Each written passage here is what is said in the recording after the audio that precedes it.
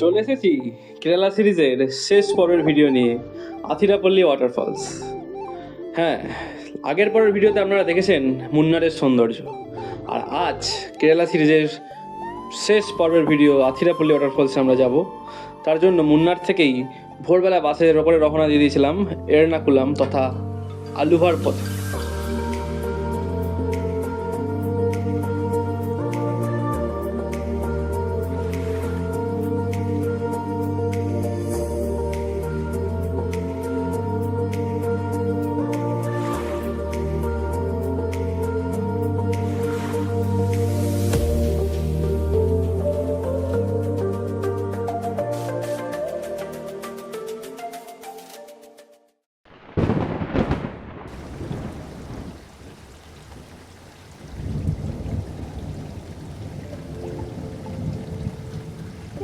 আলুভা থেকে ট্রেন ধরে একটা স্টেশন পরেই চালাকুড়ি স্টেশনে নামলাম। তারপর চালাকুড়ি স্টেশন থেকে বাসে করে চলে আসলাম চালাকুটি প্রাইভেট বাস স্ট্যান্ড, যার ভাড়া নিল 10 টাকা। এটা হলো চালাকুড়ি হচ্ছে প্রাইভেট বাস স্ট্যান্ড। কেএসআরটিসি বাসও আছে এখানে, এখানে কোনো আথিরাপল্লী লেখা আছে। এই বাসে করে এলাম স্টেশন থেকে একেবারে, আর 5-10 মিনিট ছাড়া বাস আসে বললো।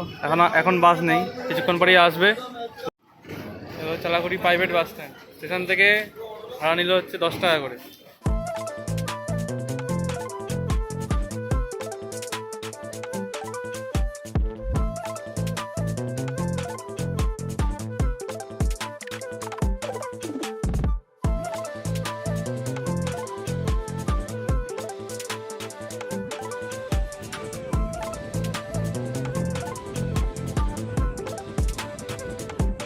মাত্র 40 টাকার বিনিময়ে আপনি চালাকুটি প্রাইভেট বাস স্ট্যান্ড থেকে আথিরাপল্লী ওয়াটারফলস আরামসে পৌঁছে যেতে পারবেন। আর আথিরাপল্লী ওয়াটারফলস যেতে সময় লাগবে প্রায় 1 ঘন্টা মতো।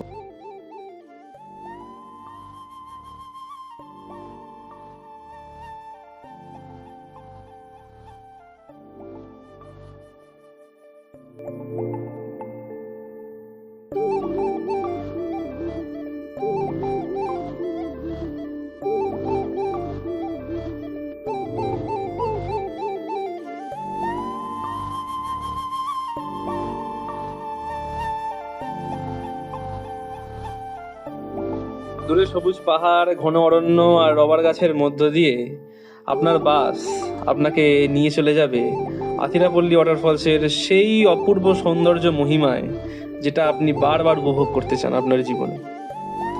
40 থেকে 45 মিনিট যাওয়ার পর আপনি ডান পাশে দেখতে পেয়ে যাবেন একটা ছোট্ট নদী কেমন সরল গতিতে যেন বয়ে চলছে। আর এই নদীটাই যে আথিরাপল্লী ওয়াটারফলস রূপে, অত বড় একটা ওয়াটারফলস রূপে যে ঝরে পড়ছে, তা আপনি কোনোদিন কল্পনাও করতে পারবেন না।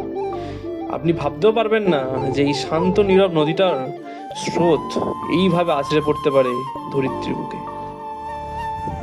এগুলো হলো রবার গাছ, দেখতেই পাচ্ছেন। গাছের গুঁড়ি কেটে পুরো একদম সব নিচে নিচে বসানো আছে। রবার গাছ, এইগুলো দিয়ে রেজার, চামড়ার বিভিন্ন জিনিসপত্র তৈরি করা হয়। এই দেখুন, সব রবার।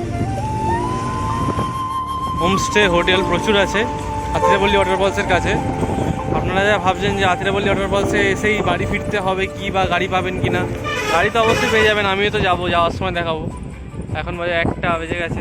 আমি তো বুঝতে আজকে আমাকে সন্ধ্যাবেলা ট্রেন আছে, কিন্তু এখানে হোটেল ফোটেল সবই আছে।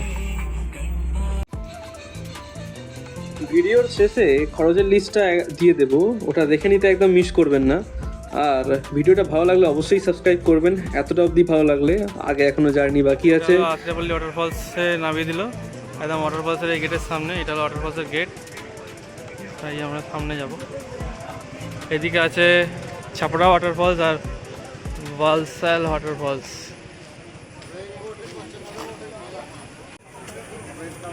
আথিরাপল্লী ওয়াটারফলসের হচ্ছে গেট আর টিকিট কাউন্টার।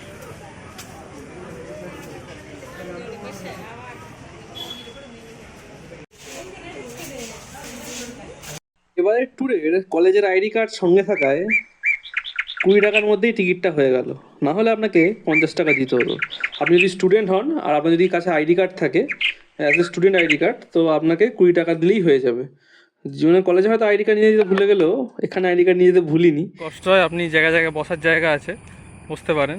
এখানে আছে, ওইদিকে ছায়া করা আছে ওইদিকে। এটা হলো টপ ভিউ ওয়াটারফলসের, যাচ্ছি আরও সামনে। আর এটা হলো সামনে থেকে ফ্রন্ট ভিউ, 8টা থেকে 5টা অবধি খোলা। এটা এই রাস্তায় ফ্রন্ট ভিউ, এটা টপ ভিউ। চালাকুড়ি রিভার, আর এই চালাকুড়ি রিভারই সামনে ওয়াটারফলস আকারে পড়ছে ওইখানে। আর কি সুন্দর দেখুন নদীর প্রবাহটা। করেছিলাম এটা হলো কাসকেড ওয়াটারফলস, ছোটো ছোটো ওয়াটারফলস আরও আছে, এটাকে কাসকেড বলে।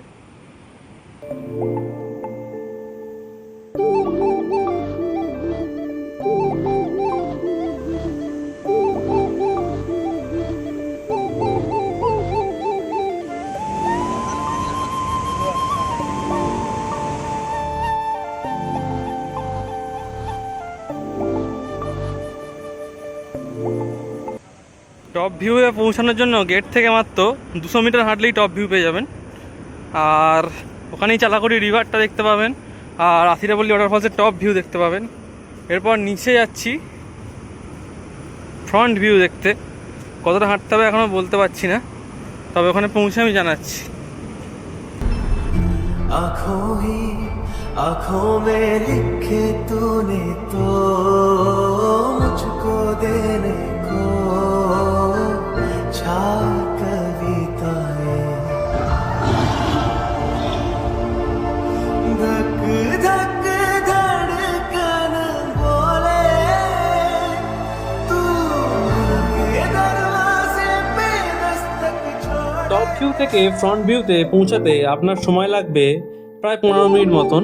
আর আপনাকে অনেকটা খাড়াই পথ নিচে নামতে হবে, প্রায় 1 কিলোমিটার থেকে 1.5 কিলোমিটার মতন। আর ওঠার সময় একটু কষ্ট হবে, কিন্তু অসুবিধা নেই। ওখানে প্রত্যেক 100 মিটার 50 মিটার ছাড়া ছাড়া সিট করে দেওয়া আছে বসার জন্য, ছাওয়াও আছে, কারণ বেশিরভাগ টাইমটা এখানে বৃষ্টি হয়, তার জন্য ছাওয়াও করা আছে। আর অবশ্যই ছাতা নিয়ে যাবেন।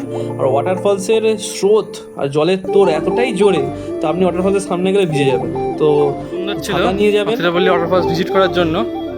আর আপনি ফটো ভিডিও করেও আপনি ঘন্টা 2-এর মধ্যে চলে আসতে পারবেন আথিরাপল্লী ওয়াটারফলস। আর এটা হলো ক্লক রুম, এখানে ব্যাগ রাখতে পারবেন। আর বেরিয়ে দেখতে পাবেন বাস, সব থেকে এটা ভালো চালাকুড়ি যাওয়ার জন্য।